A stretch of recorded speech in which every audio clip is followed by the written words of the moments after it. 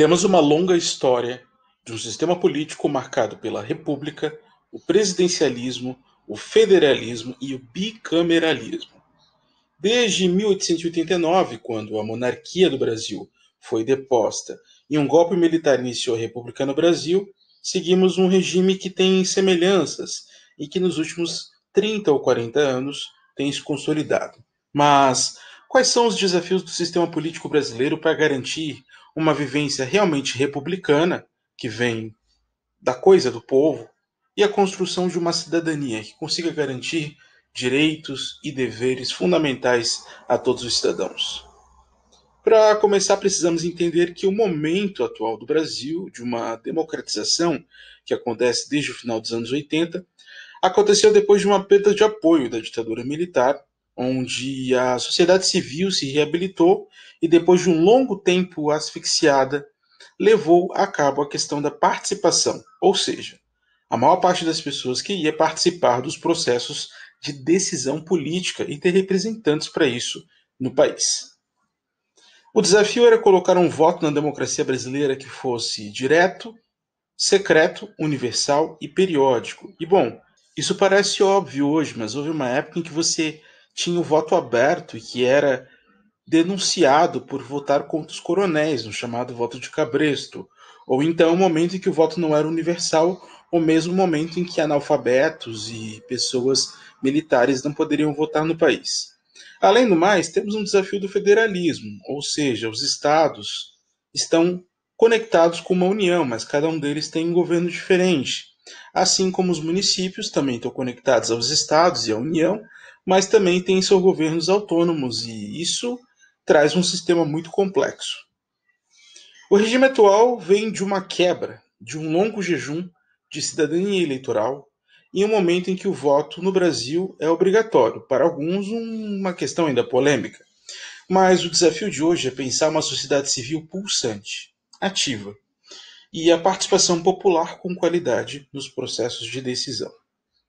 Desde 1824, quando o país ainda era uma monarquia, o nosso sistema é bicameral e se baseia numa divisão feita na Inglaterra, onde você tem a Câmara dos Comuns e a Câmara dos Lordes.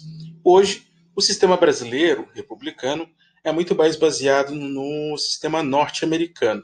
Isso significa que nós temos a coexistência de duas câmaras legislativas que cuidam principalmente da formulação, do debate e da aprovação de leis que sejam de competência do país. Mas por que existe essa diferença entre Senado e Câmara dos Deputados?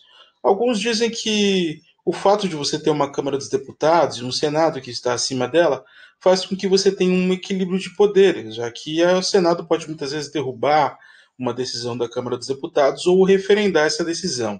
Isso também acaba sendo um argumento favorável quando você vê que o Senado e a Câmara dos Deputados juntos podem compor um equilíbrio maior de poder democrático. No entanto, muitos criticam ainda o fato de haver duas câmaras com maiores gastos para o país, dizendo que isso é pouco republicano em um país que deve gastar menos com seus atores políticos.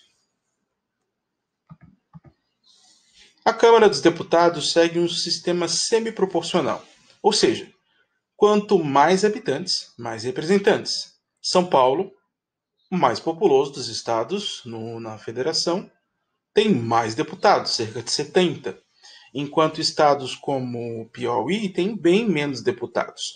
No entanto, a lei não permite que um estado tenha menos que 8 e mais que 70 deputados. Ou seja, ela é proporcional, mas não totalmente, já que existe essa limitação constitucional, fazendo com que seja semiproporcional. O Senado, por sua vez, tem 3 representantes por ente da federação, ou seja, a sua representação é muito mais focada no número de estados que existem na Federação Brasileira.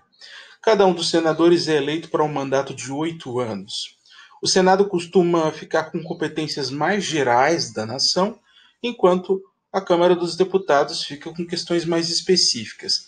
Além do mais, o Senado tem a incumbência de fiscalizar ações tanto do Executivo quanto da Câmara dos deputados, além de votar matérias sobre a administração pública de diferentes entes federais. Nosso sistema também é marcado pelo presidencialismo, um regime político em que a chefia do governo cabe ao presidente da República, mantendo-se a independência e a harmonia entre os três poderes. Num sistema presidencial, o presidente da República tem um poder gigante, enorme, e ele tem esse poder referendado por um voto direto, com uma campanha muito extensa que acontece no Brasil hoje de 4 em 4 anos.